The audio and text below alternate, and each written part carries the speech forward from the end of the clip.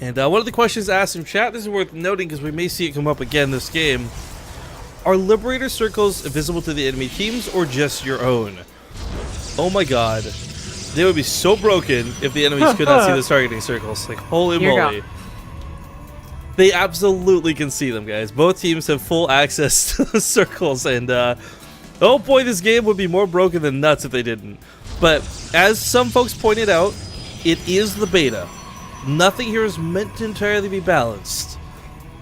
We're going to see some imba things, we're going to see some not so imba things, but we'll talk more on that in a moment. To introduce the players spawning here in the top right, it's going to be the combination of Hasuobs and Socke, making up the Teal Archon. The bottom left has the red Terran Archon. It's Demuslim and Liquid Bunny.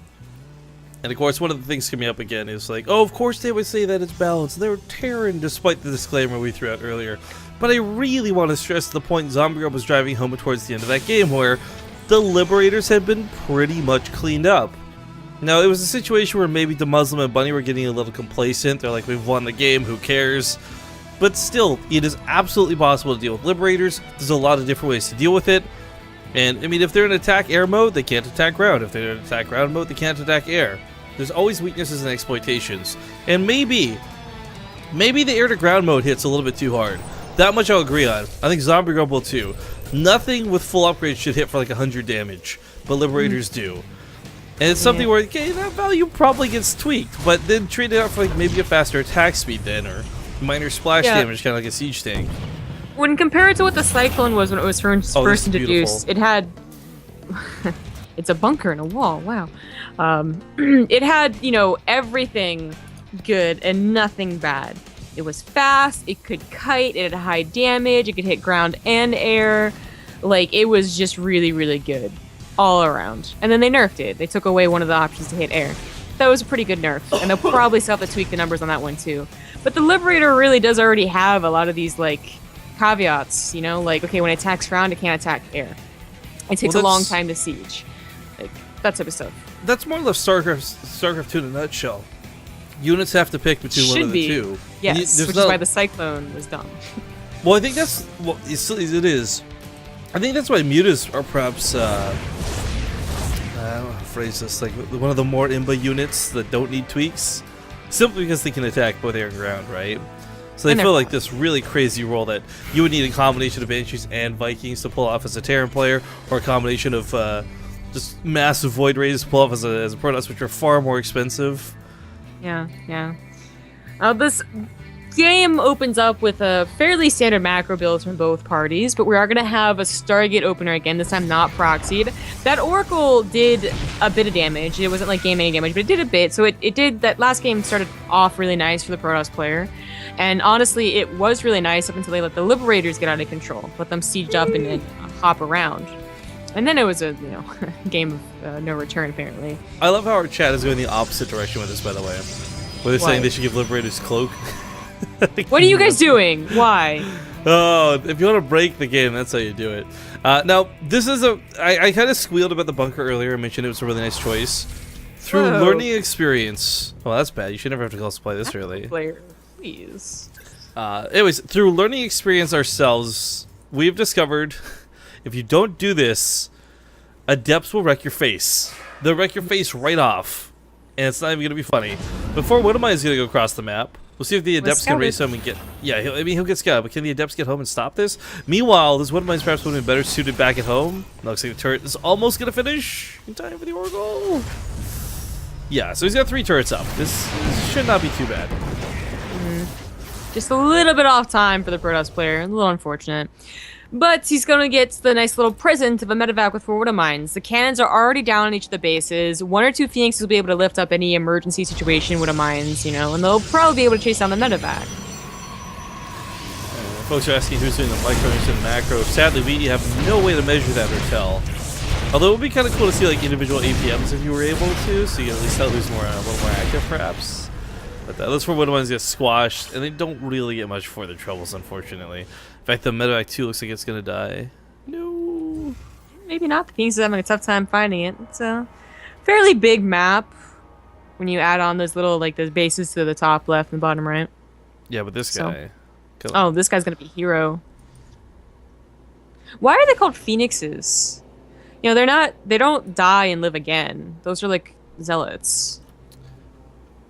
Yeah, I guess the kind of with the wings spread out, maybe a little bit. Maybe a phoenix is different in Protoss than it is in America. Well, that might be true in America. I always talk with my friends about how like every single science fiction, sci-fi, whatever, like it's all very much so like American values being the Earth values, you know? Like Earth as a whole comes together in the year 2200 and they all happen to just be like very American. They all speak English when we really know it's going to be Chinese. It could be, yeah, it could be. I mean, like Firefly, if it did anything right, which I started watching like 2 weeks ago, only like on episode 4. Oh, was what? that it was like Chinese English. Yeah. You liking it so far? Yeah, I like it. I'm not convinced that it's like the best thing ever though. Like some people. You just haven't fallen in love with Mal yet. Oh, okay. I guess not. I instantly fell in love with that character in the first episode when the bad guy is like outside the jet and he's like, yeah, what you gonna do? And he just kicks him into the engine. Whatever. I liked when he was like trying to reprimand the one guy in the very first episode and he's like, what is it, like you're gonna sell her or whatever? And then she pops up and he's like, oh, Jesus. Yeah, it's I don't know. I probably have more nostalgia memories of that show than like objective memories, but Firefly was a good show. Oh my god, I Just straight cannot up. get over the fact that they used Starship Trooper uniforms for the Alliance. Like it's so obvious that that's what it is. The budgeting though. Phoenix is being a little bit annoying. Once the Liberators have to be a bit careful. It's the Marines are the true threat, but the Liberators, I just want to stress, they're not light units. They're armored, and that's how fast the Phoenix seem to take them down. I believe Protoss got really good upgrades last game too, something we didn't really hit on as we were still wondering Yeah, what the it was Liberators weekly. are for. Yeah, but they were pretty fantastic. The Phoenix dedication is not, it's not really a dedication yet, but it's a little more than last time. Of course, the Ooh. target wasn't proxied, so he always has the option to go back into more.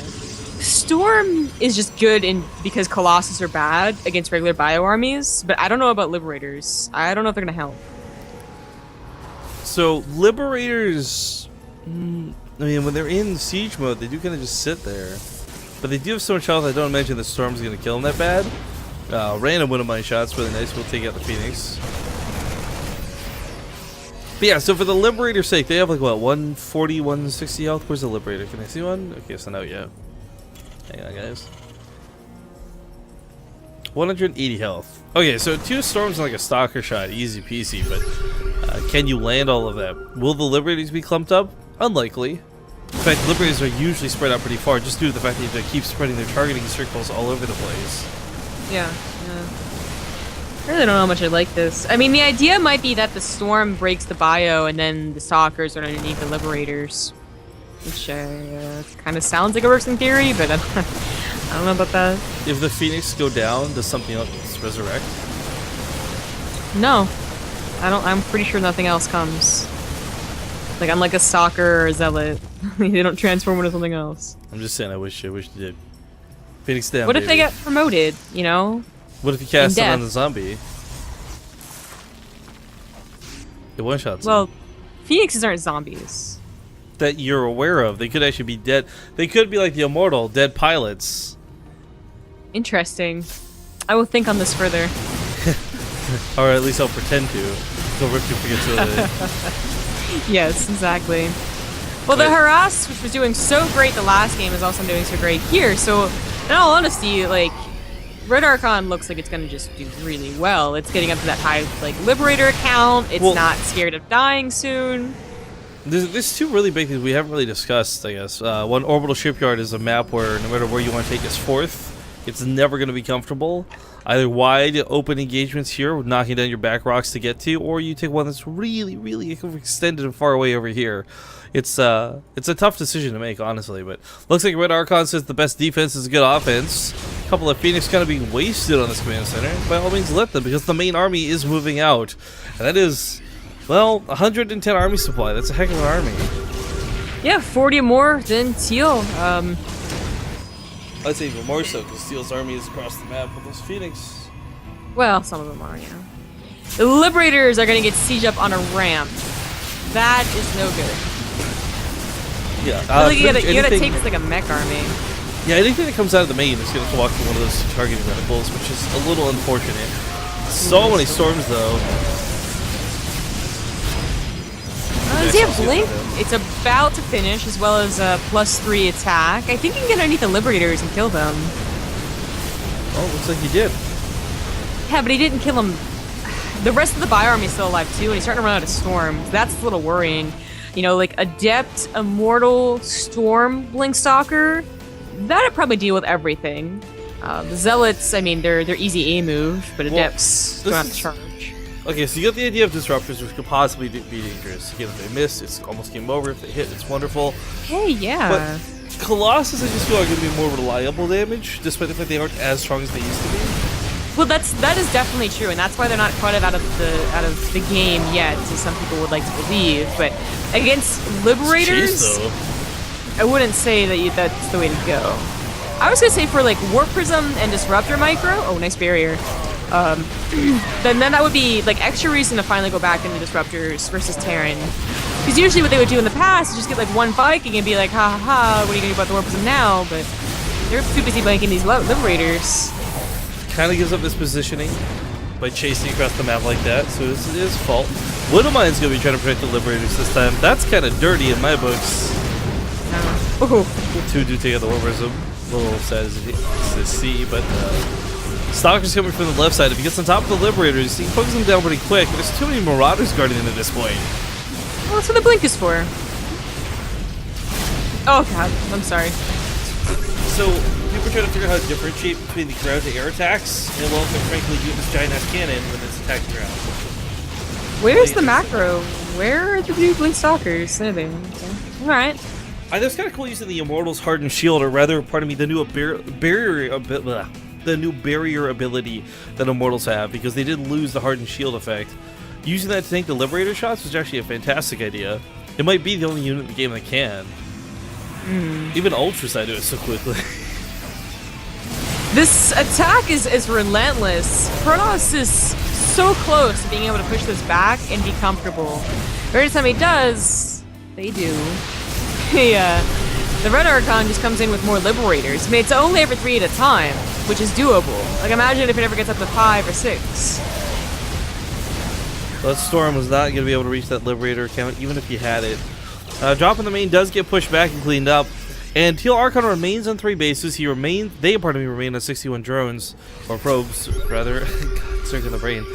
But even so, like, if you can't break this army, what are you just gonna keep throwing away everything into it until you eventually do? Make enough Zealots to hope to win? That's not gonna happen.